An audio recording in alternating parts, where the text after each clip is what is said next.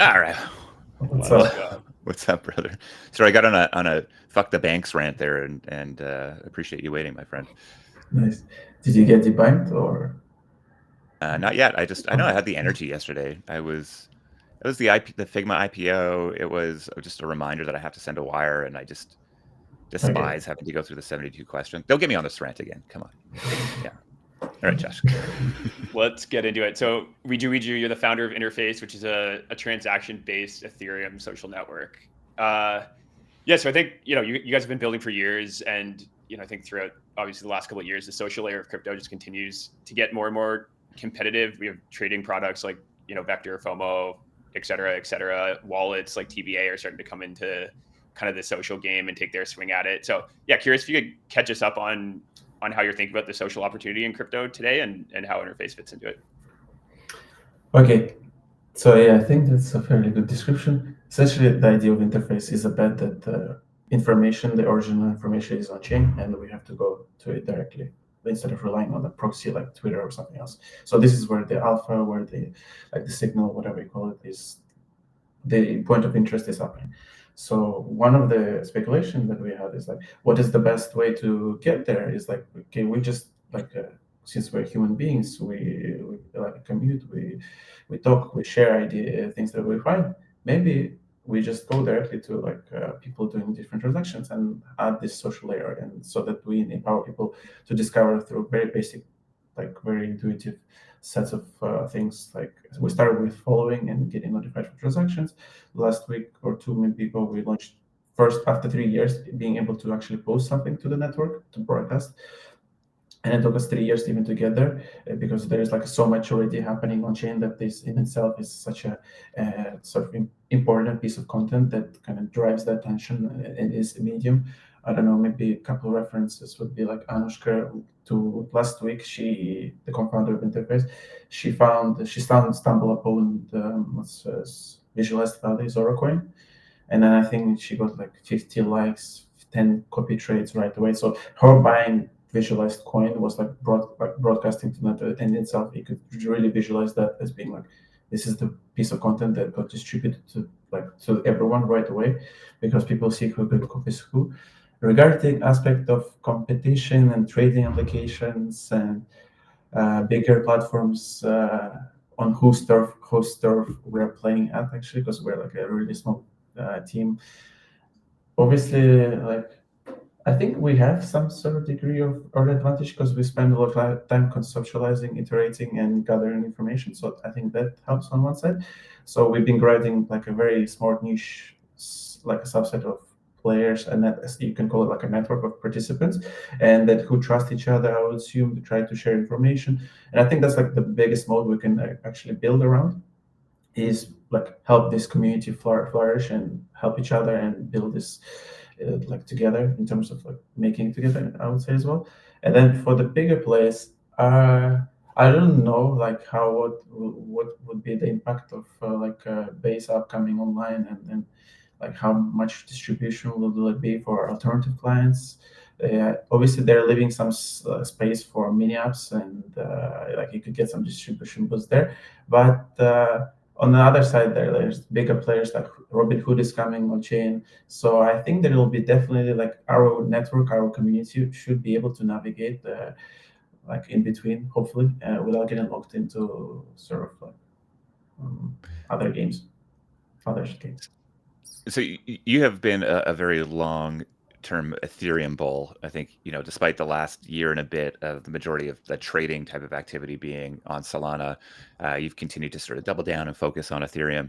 Uh, Curious your reasoning there. Mhm. First of all, it's hard to. I don't have much time to. There's so much happening on Ethereum that I don't have much time to go beyond it. So like I want to commit here and like when what is happening here, understand this sort of community, and it's already so vibrant. So there's like literally physically no capacity for me to go beyond. So that's like reason number one. For me, Ethereum, I actually like a sort of very boomer in terms of like understanding different like primitives, and I don't know. I have one basic thesis that Ethereum enables value of internet, which is basically like 10x of what internet introduced to the world, because then you can like coordinate and I don't know, transfer value and raise funding to build ideas and communities, etc., which weren't possible before through like just individual participants. I think that's what some of us are here. So that's sort of like yeah, it's just I understand it, and then I feel comfortable with it. And I would also say for the Solana, if yeah, definitely they're very good in terms of like building end-to-end consumer applications, but also that kind of scares me away because it's kind of contradicts some of the grassroots initiatives, how that happens inside the EVM. For example, you can take maybe like a Believe app, or which is basically a verticalized experience end to end, like with Launchpad, etc., etc., etc., versus like interface clunker forecaster based when everyone chips in like on different side of things of distribution algorithms, etc. And to me, this feels a lot more aligned in terms of our vision how to kind of this space could evolve, because centralization doesn't only happen in terms of sort of verticalized platforms that we are competing against, like Web 2 platforms, but it also happens in terms of one platform having an entire stack governed through, like, I don't know, Farcast has a lot of stack aligned. You need to necessary to look into to start sort of leveraging Farcast versus something what we used for takes, which is basically an Ethereum Commons protocol, which is a single standalone agnostic primitive similar to ENS that we can all contribute to and be 100% aligned with. And that's also the same goes to Ethereum. So there's an important question of alignment, I would say, so that we don't contribute to another platform who just wants free builders to grow and compete, and we end up blocking ourselves. And then, yeah. I mean, let's talk about the takes product that you guys launched a few weeks ago. So it's really what it is. You can now post kind of natively on the interface product. I think it feels a bit weird because it's on chain and you have to pay money to post. Maybe there's some kind of positive benefits from that. So yeah, can you just tell us more about what takes is, and then yeah, maybe also touch on the Ethereum comments protocol, which is a new primitive that you built it on top of. Perfect. Okay, there's actually one piece of thing I wanted to share here regarding why we made it paid and how we view it. So essentially, interface takes is just a subset of posting into the into content regarding what you are thinking about markets specifically. So this is what we want to sort of kind of.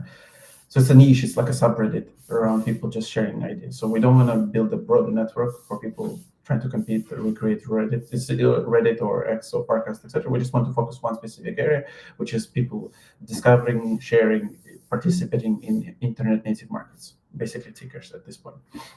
So this is the idea of takes. Why we pursued it through paid only and also Ethereum Commons. I'll split those into parts. So we feel like a lot of the current like sort of setup is that the algos they kind of govern the way we think, like how we communicate, and it feels like sort of fairly sometimes like not serious something, but overwhelming. There's you being farmed like an animal. You're like sometimes I feel like when I look at the screen, when I pull out, I feel like physical sort of like something pulling me in. So I like, okay, I just disconnected. You know, I don't know if anyone else has this feeling, but it's like you just physically, like, you can feel like you're getting sucked into this because the algorithm is so like TikTok is like a sentient being that you're communicating with and trying to kind of fight your way through to being better yourself, and it keeps like, I don't know, putting you to side quests or whatever as soon as you're sort of fall sluggish. X is, I think, is a lot worse in terms of algorithm. So what we wanted to play around with here is like, why don't we just, we don't want to touch algorithms at all, because this markets, if we start touching algorithms, like we are manipulating markets. So you subscribe to what you see, what you subscribe to. So this is like a very basic fundamental thesis here. It's like we don't want to be in between. So you follow somebody, they post, they swap. This is what you see, you get notified, etc. So we don't want to be like altering or choosing what is the winner, what is the new next big runner, etc. So that's the number one. Second is like less information is better. So we feel like making it very hard, like to post, you have to deposit you have to buy, you have to pay, you are signaling it to the entire, you're broadcasting it to the entire network, similar to like Substack or like a Telegram channel with one to many.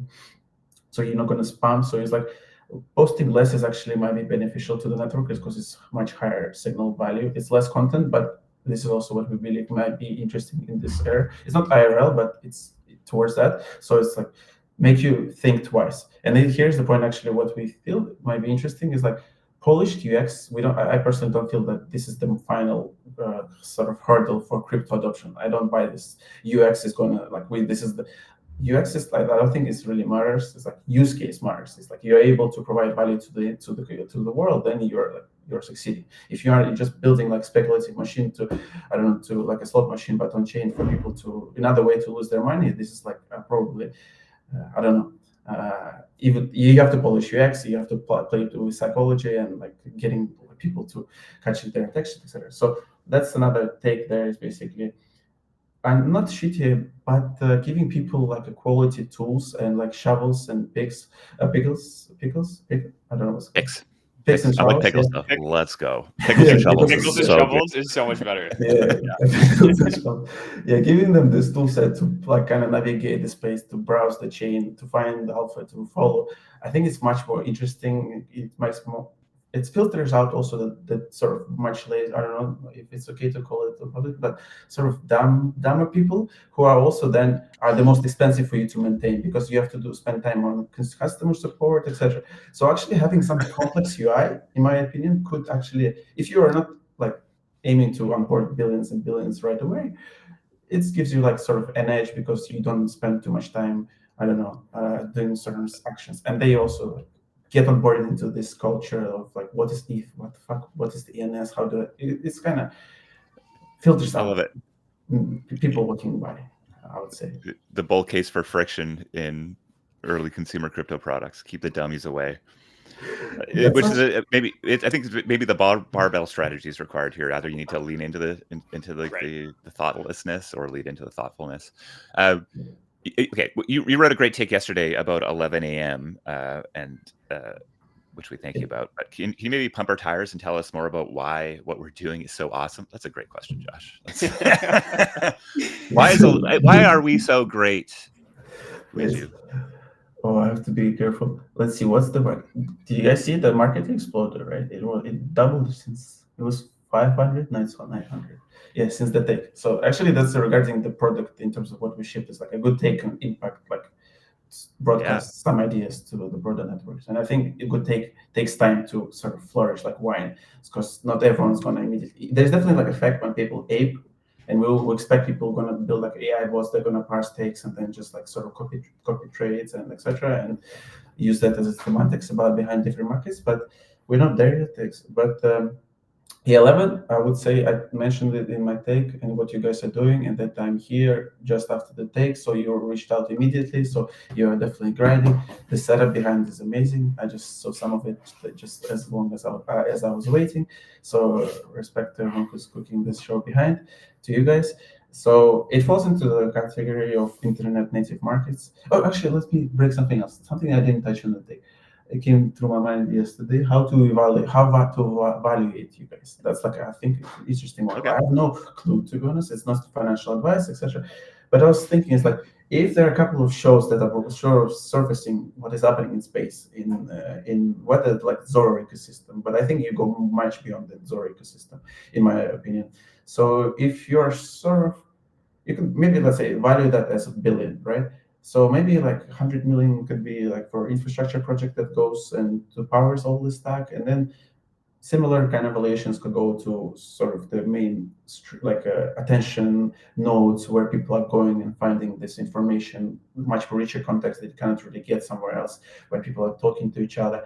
Not maybe so much as Joe Rogan for our podcast, but I think because you can see I'm trying to speed up because I feel like probably if I went to Joe Rogan, I wouldn't, but I mean, I would get invited.